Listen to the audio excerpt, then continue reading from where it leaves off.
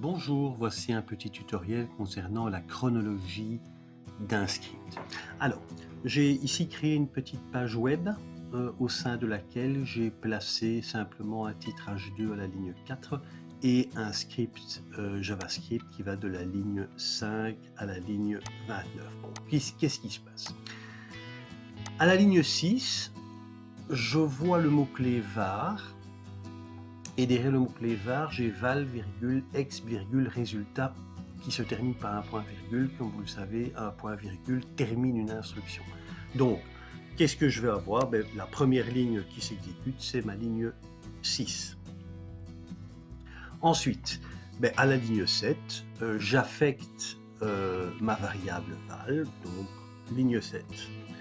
Ensuite, c'est ma ligne 8 où j'affecte ma variable exp. Après cela, j'ai ma ligne 9 qui va s'exécuter et j'affecte la variable résultat avec la valeur nulle. Jusque-là, il n'y a pas tellement de soucis. Ensuite, à la ligne 10, j'ai la déclaration d'une fonction. Alors, vous savez qu'une fonction n'est exécutée qu'après son appel. Donc, je vais zapper toute l'exécution, toute la fonction. Là, pour le moment, toutes ces lignes, je ne les exécute pas. Et à la ligne 26, vous voyez que j'ai la fin de la déclaration de ma fonction. Ligne 27.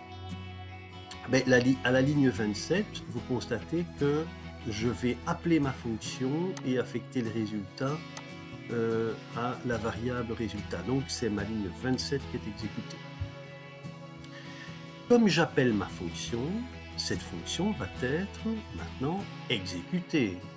Je remonte à la ligne 10. Alors ici, il ne s'agit pas il n'y a pas d'exécution d'une instruction.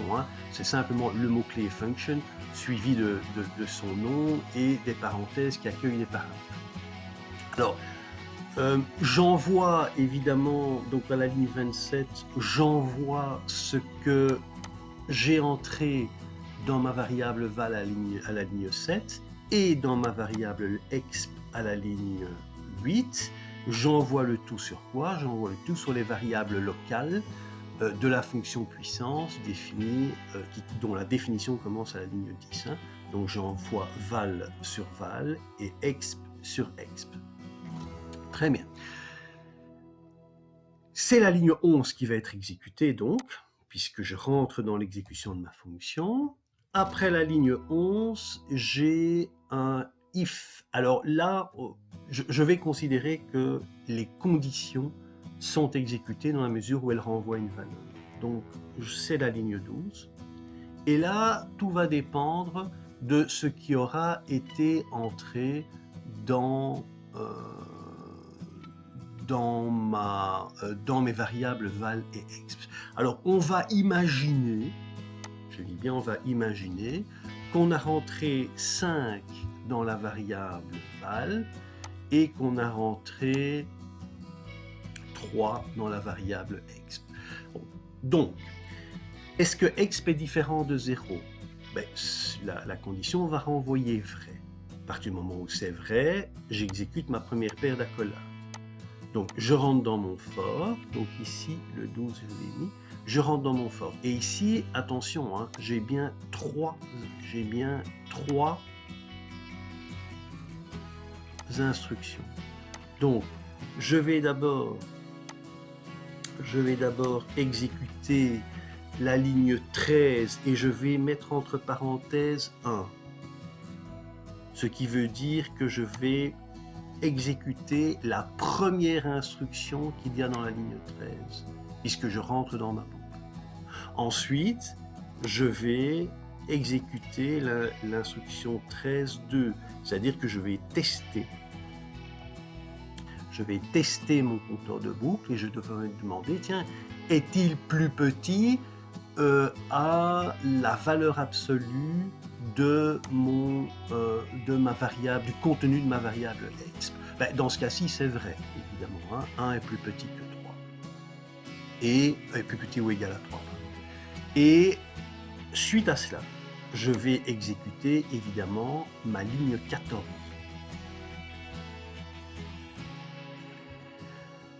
Je n'en ai pas fini, puisque je remonte au niveau de ma boucle et je vais exécuter maintenant l'instruction, l'incrémentation de mon compteur, et donc je vais exécuter la 13.3. Hein? Suite à cela, est-ce que j'exécute la 13.2 évidemment, hein, puisque je dois refaire mon test. Alors, est-ce que 2 est plus petit ou égal à 3? C'est vrai. Donc, j'exécute la première paire d'accolades. J'exécute le contenu de mon for et j'exécute ma ligne 14. Je remonte évidemment dans ma boucle for et j'incrémente. Donc, j'ai la 13.3. Forcément, je teste. Donc, je fais ma 13.2. Et je dis, est-ce que 3 est plus petit ou égal à 3? C'est vrai. Donc, j'exécute ma ligne 14. Suite à cela, j'exécute ma ligne 13.3. 13.3. À ce moment-là, la valeur contenue, j'incrémente mon compteur, et donc la valeur contenue dans le i est 4.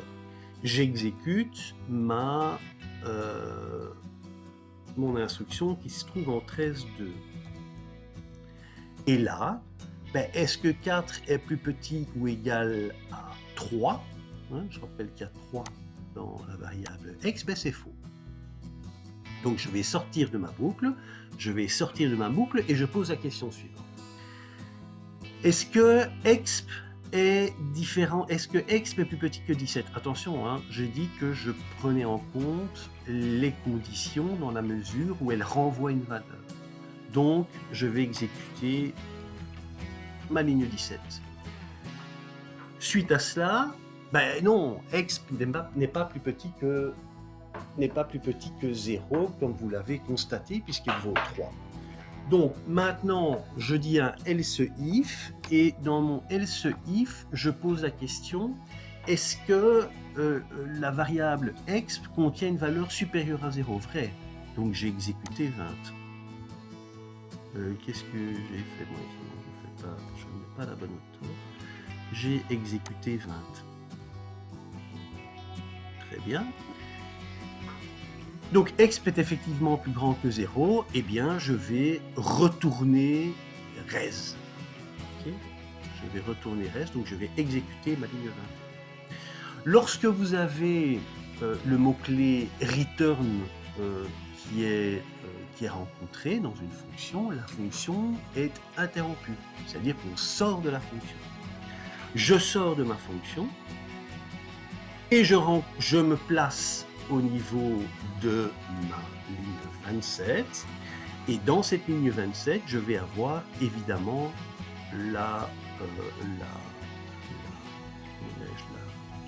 l'affectation du résultat de ma fonction puissance à résultat. Alors ici, on joue un peu sur les mots, j'ai considéré que ma ligne 27 est effectivement en cours d'exécution. Donc je l'ai déjà noté, je ne vais pas rappeler le 27, je passe à ma ligne 28. Maintenant, si dans une interro, si vous me mettez 27, 28, je l'accepterai évidemment. Là n'est pas la question. OK? Et voilà. L'affaire est terminée. Vous avez la chronologie de votre algorithme. On peut évidemment avoir un exposant négatif. Si j'affecte moins 3 cette fois-ci à ma variable x, que va-t-il se passer? Tout va se passer exactement comme dans le premier cas, jusqu'à la fin de ma boucle. Pourquoi? Parce que effectivement, exp étant différent de 0, je vais passer dans ma boucle for. Je rappelle que dans la boucle for, on prend la valeur absolue de exp. Et au moment où je vais sortir de ma boucle, c'est ici que les choses vont changer. Effectivement, exp est différent de 0. Exp est plus petit que 0, donc cette condition va renvoyer vrai.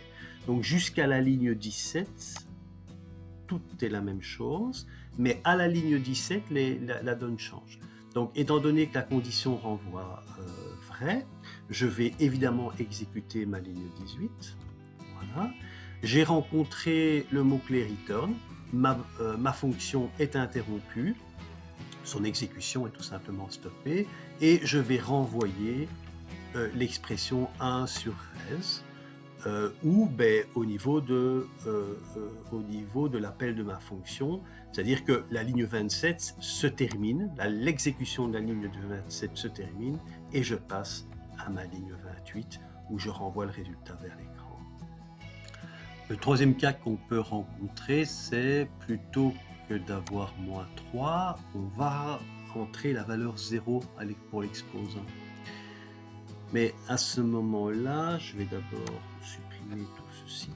À ce moment-là, que va-t-il se passer? J'exécute ma ligne 6, évidemment. J'exécute ma ligne 7, ma ligne 8, ma ligne 9. Je n'exécute pas, évidemment, la déclaration de ma fonction. Pourquoi? Parce qu'elle n'a pas encore été appelée. Et je passe à ma ligne 27, où là, j'ai l'appel de ma fonction puissance. Ok, très bien. J'exécute ma ligne 11, évidemment. Et pour ma ligne 12, c'est ici que les choses vont changer. Est-ce que exp est différent de 0? Ma ligne 12, c'est faux, puisque exp est égal à 0. Donc, je n'exécute pas la paire de parenthèses qui suit mon if. Donc, je n'exécute pas mon for. D'accord? Alors, est-ce que à la ligne 17, je fais ma ligne 17, est-ce que exp est plus petit que 0? Va renvoyer faux. Je passe à ma ligne 20, donc je n'exécute pas évidemment la ligne 18. Je passe à la ligne 20 et je pose la question, est-ce que exp est plus grand que 0? C'est faux également. Donc, je vais me brancher sur ma ligne 24. Au niveau de la ligne 23, rien n'est exécuté. Je vais me brancher sur ma ligne 24 et je vais simplement renvoyer res. Et étant donné que res n'a jamais été réaffecté, je vais évidemment renvoyer la valeur 1. OK? Donc, ma ligne 27 termine son exécution et je passe à ma ligne 28. Et voilà. Voilà, c'est fini pour aujourd'hui. J'espère que vous avez bien compris. À très bientôt.